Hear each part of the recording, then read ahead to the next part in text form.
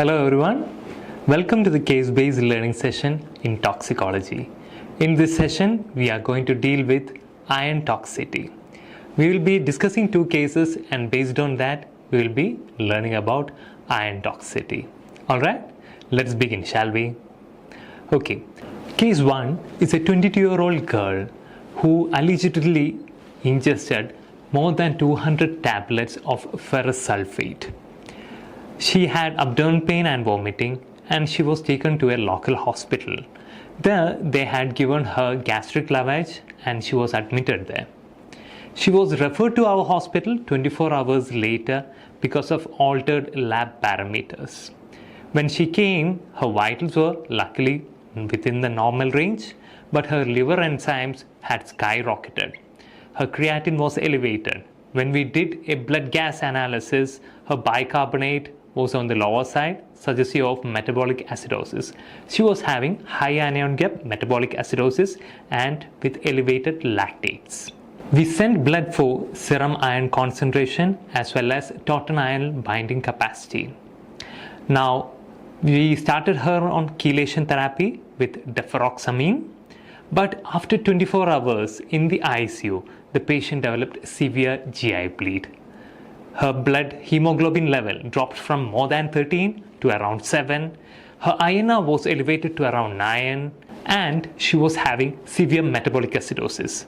So we intubated her, connected to the ventilator and started her on aggressive transfusion therapy with PRBC as well as FFP. We gave her vitamin K as well. She was put on hemodialysis for controlling the severe metabolic acidosis. But despite all these therapies, unfortunately, she died after 36 hours of admission. Now, case 2 is a 17-year-old girl weighing around 60 kg. She had allegedly ingested around 100 tablets of ferrous sulfate and this happened around 4 hours back. Now she is having hematemesis and she is actively vomiting. When she came to us, she was slightly tachycardic. Her blood pressure was quite normal.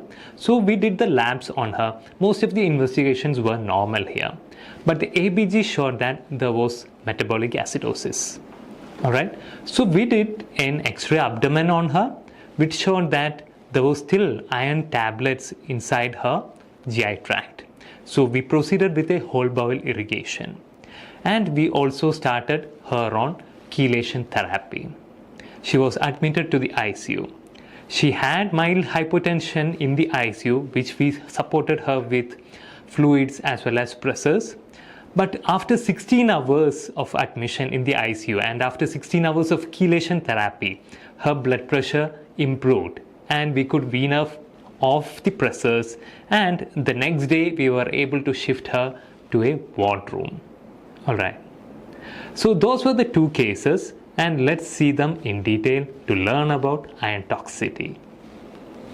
Now in case 1, now you can see that in both these cases I have mentioned the kind of preparation which they have taken, which is ferrous sulfate. So what are the different iron preparations that are available to us? The most common ones are ferrous fumarate here, then ferrous sulfate and ferrous gluconate. Alright, the most common preparation which is available in our markets are ferrous sulfate. Okay, now you can see that in this table the dose of ferrous sulfate in each of the tablet is around 325 milligram. But if you look at the tablets which are available to us, it's around 200 milligram. Now the more important thing than the dosage of ferrous sulfate is the presence or the amount of elemental iron contained in each of these tablets, because the total elemental iron ingestion that has been taken will determine whether the patient is likely to have toxicity or not and how severe the toxicity is going to be. Alright, now in 325 milligram tablets they usually have 1/5 of elemental iron. So in 325 they usually say that there will be around 65 milligram of elemental iron. But if you look at the tablets which are available for us, which is 200 milligram, even that also contains 65 milligram per tablet of elemental iron. Okay. So if you are in doubt, look at the tablets and look at how much elemental iron each of these tablets are containing. Alright.